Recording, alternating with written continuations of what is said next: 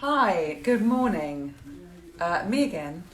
This morning we are really lucky to be joining Mark Mortimer, Headmaster at Bryanston School.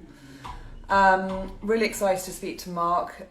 He's been in position for a year, so he's just starting his second academic year. So yes, very, very chuffed to have him on board.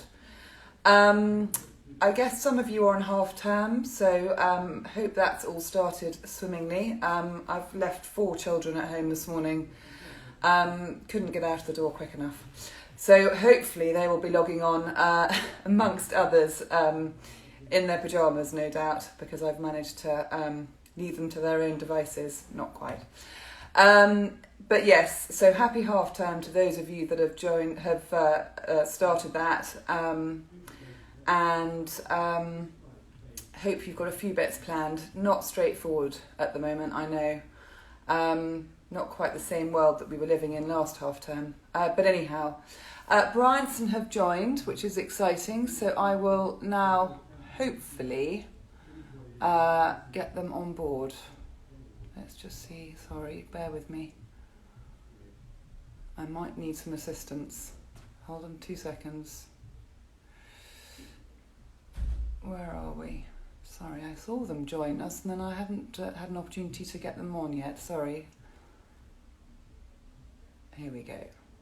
Fantastic. Bryanston are being joined any minute by Mark. So bear with me. Fantastic. Hi, Mark. Hello, Antonia. Nice to see you. Very nice to see you, and thank you so much for squeezing us into a busy Monday morning. That's my pleasure. Fantastic, thank you. So you're on half term as of the end of this week, or not quite? No, as of the end of this week, we only get a week at Bryanston, which is something I'm actually looking to change, because coming here was the first time in 10 years I hadn't had a 2-week half term. So it's a bit of a shock to my system. Right, so you're going to get that sorted pretty quickly, no doubt. Mark, just kicking off with, I mean, I touched on it just now. We're in pretty unusual times at the moment. What have been the greatest challenges for you, either during lockdown or indeed starting school again in September? I think I think it's the challenge we've all faced. You know, how to maintain as much of a sense of school as possible. You know, I think what last term brought home to me, to everybody else, is, you know, we're a school that is lucky to have magnificent grounds, magnificent buildings, magnificent facilities, and they're inspiring. But it really brought home the fact that schools are about people, they're about relationships. And so maintaining that during lockdown was a challenge. And, you know, teaching the lessons online on one hand was the straightforward part. It was maintaining sort of house assemblies, it was maintaining the tutoring relationship, it was keeping going with the co-curricular. Yeah. So those were the challenges last term, and that was great. And then I suppose this term, it's just really been looking after everyone and maintaining as much a sense of sort of calmness and education as we can. You know, there are certain things that none of us can control right now. There are certain things that are slightly worrying for all of us, but actually there's a lot here that we can control. And the fact is that if at any time last term you'd said to me, you can have what you're going to have in the first half of this term, I'd have bitten your hand off to take it. We've got everybody here. You know, we've managed, yes, we're operating under restrictions, but there's lots of fantastic stuff going on. But it's just looking after people, absorbing people's concerns, anxieties, and about the need to be flexible and think on one's feet. Yeah, no, for sure. And Bryanston's pastoral care is second to none. I mean, it's something that really sort of shouts out to me, and I know, you know, a few of your parents. It's something you take very seriously, isn't it? It is. You know, pastoral care is at the heart of any school. Any good school in the world is a good school because it has good pastoral care, and it puts pastoral care at the very centre. Because, you know, without good pastoral care, and actually this doesn't matter whether you're 14 at school or 55 in an office. If you're not happy at school, you're not happy in the office, I don't think you can do you can't fulfill your potential. You can't do the best you can do until you feel that you're looked after, that you've got that confidence, that security, that there are people, and this is what tutoring is all about, of course. Tutoring is about being the child's champion, being their advocate, not doing it for them, but No, pushing sure. them in the right direction, supporting them, listening to them, working with them. And, you know, you're right. You know, we're very proud of our one-to-one tutorial system. It is unique, we believe, and it is very important. And, you know, when last year was my first year here and talking to lots of old Bryanstonians, it didn't take long before they started waxing lyrical about their tutor. And that's great. You know, that's a great thing. Absolutely. And I think, as you say, the trouble is, you know, if a child's focus is, and I say child, but, you know, if anyone from 13 to 18, if their focus is somewhere other than where you'd like it to be, then it needs to be addressed. Otherwise, you're not going to get the whole of the child, are you? No, I mean, absolutely not. You're absolutely right. Yeah. Mark, what first sort of led you to teaching or to being a headmaster indeed? Was there something or someone that particularly got you geared up and into the zone? Well, the first thing to say is I do not come from a sort of long line of teaching. There's no teaching background in my family. To be absolutely frank, if when I was 21 you told me I'd ever end up being a teacher, I might have been appalled. Right. But I went to a very good school. I went to boarding school. I loved school. I had some fantastic teachers. So indirectly, of course, they were setting me an inspirational example, no doubt. But then what happened was I spent my 20s as an army officer, and I was in the infantry, and a lot of my soldiers had come from tough backgrounds, hadn't done well at school, but actually in the right environment, they thrived. And I saw that when they were looked after and trusted and given responsibility, and time was spent and invested in them. And it comes back to what we just said about pastoral care. When they had people looking out for them, a lot of them absolutely thrived and excelled and really developed into outstanding leaders and soldiers. And that made a big impression on me. And then I left the army and I went into business for a while. I didn't enjoy that much. And so then my thoughts turned to teaching. And you know, it is about getting the best out of people, working with people, giving people a sense of belonging and purpose, and you know, high standards, high expectations. And I suppose it was a combination of things that led me into teaching. And then, you know, I love my subject, and I'm a historian. One of my great regrets is that as a head, I don't get to teach too much. But I also love, you know, the role as head of you know, feeling responsible for everyone and everything. And it's a great job. Teaching's the best job in the world, and being a head is also a fantastic job. Yeah. And I've always been interested, actually, funny enough, I was at Port Regis many years ago. I was always desperate to get to Bryanston, but went off in a different direction. What's the idea behind not having a fixed uniform, or is there one now? But it was always, as a sort of adolescent, we were always very you know, hugely, you know, wanting to sort of have no uniform, and you guys always did that. Well, the first thing to say is there did used to be a uniform. Up until the 1970s, there was a uniform. It was much more relaxed. There was no jacket, no tie, but there was a uniform. And then, as I understand it, now this may be an apocryphal tale, but the first girls arrived at the school in 1972. So we've been co-educational for a long time. Yeah. But as I understand it, the senior leadership sat down to discuss what should be the uniform for girls, because the boys wore grey flannel shirts and shorts, and they couldn't think of anything, so they just scrapped the uniform. Now, that may not be true, but it's quite a nice story. But I think the point I would make in answer to the second part of your question is that we have a dress code. And, you know, in some ways, I would argue following a dress code is harder than wearing a uniform, because you have a choice. And you have to therefore think about why we have a dress code at all. Why don't we just have a free-for-all? And so then it links into something that's very important at Bryanston, this idea of a community of individuals. So there's an equal emphasis on being an individual as there is on being a community. But if you're part of a community, of course, you have to play your part. So why do we have a dress code? What is the impact of what you wear or don't wear on others?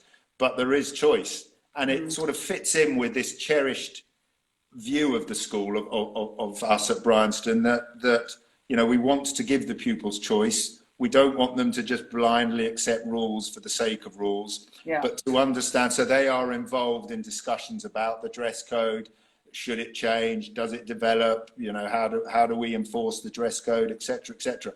And it means also that pupils are free to sometimes come and argue constructively about changes they would like to see. And I was really struck last year in my very first few weeks when there was a delegation of upper sixth pupils came to speak to the HUSMs, the housemasters and housemistresses meeting, about the dress code. You know, it mattered enough to them to do that. And I think a dress code gives us all of those opportunities.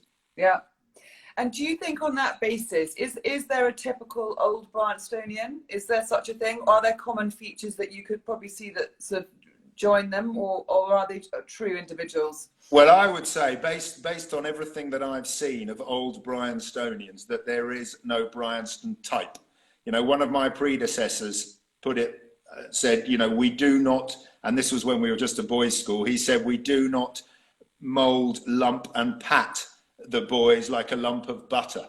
And I think that's absolutely true. You know, there is no Bryanston type. It is a community of individuals. Now, I would hope there are some common features in that they leave here aware that they've been, as we all are, lucky to be here, and that brings a sense of responsibility, a sort of sense of service.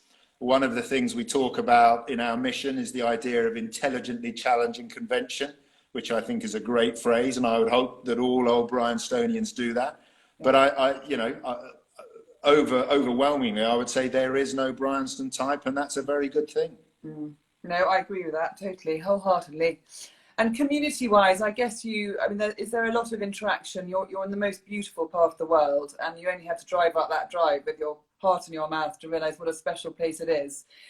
Is there a lot of interaction in Blandford and the surrounding community? Yes, there is. I mean, you know, our drive is great. It is lovely to have a 1.5 mile long drive, but it's very important that is not seen as a sort of metaphorical drawbridge. Exactly. Because the school has been an important part of Blandford for many years, but this estate, the Portman estate, has been here, well, the land and the buildings have been here 1,000 years. So we've always had a very important role to play in the local community. We're very proud of that. You know, one of the things that I am a member of the Blandford Schools Network, that is the local state school, the 8 local primary schools and a prep school. We are all members of this network. One of the lovely things last term during lockdown was that we met remotely every week, and I took a great deal of moral support from them. And actually, you know, that really sort of cemented this idea of community. And of course, we're a big employer. I think we're the biggest employer in Blandford. We take that responsibility seriously. Again, during lockdown, we were able to do a lot to support the local community, but it's very much a two-way thing. Yeah. We support them, they support us, because we are all part of the local community. So that is something that we take very seriously. Yeah. And sorry, slightly off script, but I was just interested to know that the cohort that left last year, who had this extraordinary business of not taking public exams, I mean, I'm sure they've all landed, you know, somewhere that they, you know, everywhere that they wanted to land, whether it's going on to further education or taking a bit of time out. Do you still stay quite connected to that group? I mean, is there still a network that they can sort of dip into should they wish to? There is. I think that's a really important point. You know, this sort of beyond Bryanston idea, and this idea that you're absolutely right. We are here to support them, offer advice, but also put them in touch with older. Exactly. Old Bryanstonians, you know, who it's not about sort of jobs for the boys and girls. It's about some mentoring. It's about advice. It's about support. But you're right. You know, we hope that. I mean, let's be honest. Our best ambassadors are our parents and our former pupils. Absolutely. We can say what we like at schools, and we all sort of schools are very good at that. But the most genuine advocates for a school are the people that have been there. Yeah. And so it is important, therefore, that they feel connected, that they feel part of the school. And I've really enjoyed, again, before, obviously I only had 6 months before lockdown, exactly. But in 6 months I really enjoyed getting to know a number of old Bryanstonians at reunions and things like that. And it's important that when we can, last year's leavers are able to come back formally, because of course the leavers ball was another thing that got lost, so we'd like to get them back to do something when we can to formally mark their end of time here. No, I think that's really important. Mark, what's something about you that most people might not know a characteristic or a hobby that might surprise people?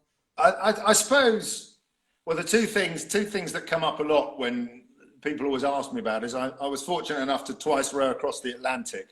So people talk about that a lot. But I suppose the thing that, although I suppose to some people that's not a surprise, I suppose the fact that I love ballet, it often strikes people as a surprise. And we have dance is very much a thriving activity here, and that emphasis on ballet is very important. But I've always just loved the grace, the beauty, the power, the elegance, and the athleticism.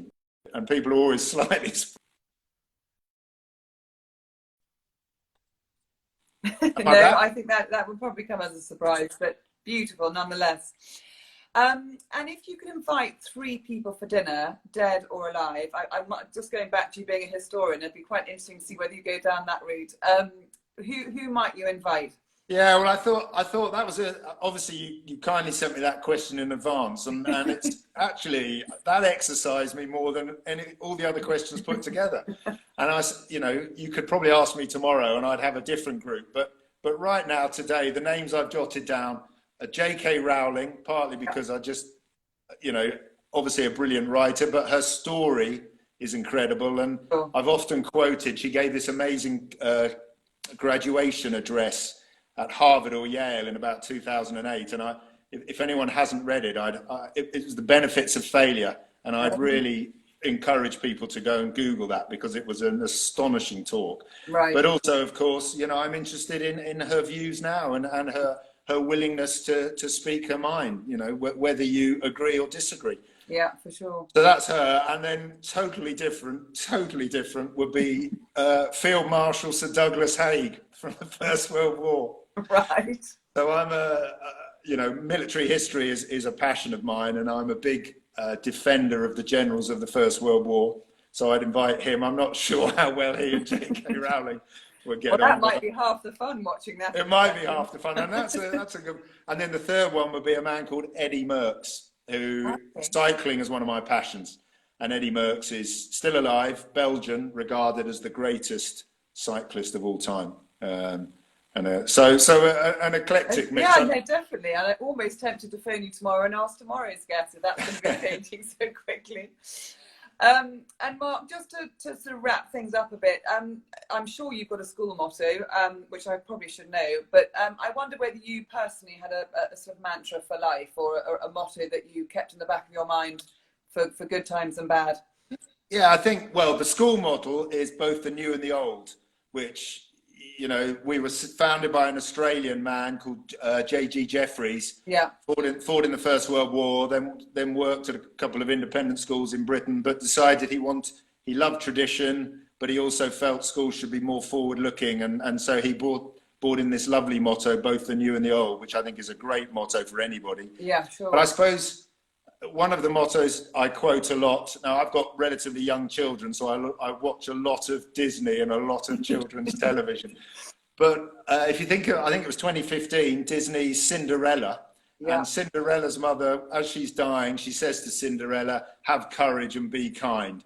And I think that is an amazing motto for anybody. Yeah. And then the other one that I always tell people is, and think about myself, is look for all the reasons why you can do stuff, not the reasons why you can't. I think too often people, when faced with anything, think of all the reasons why they can't do things, whereas actually look first at the reasons why you can and then worry about why you can't later. And more often than not, when you've done that, you can't remember why you can't. So it's a very good motto, really. Absolutely right. Absolutely. And plans for half term? Are you going to have a bit of a breather? Because I should think this first half of term has been pretty full on, hasn't it?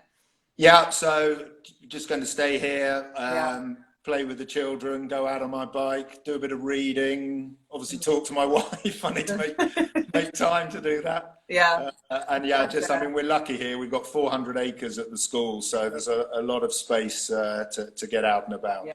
Well, enjoy every minute and work on that 2-week half term next time round. Watch this space. Exactly. Thanks so much, Mark. See you soon. Bye-bye. Bye.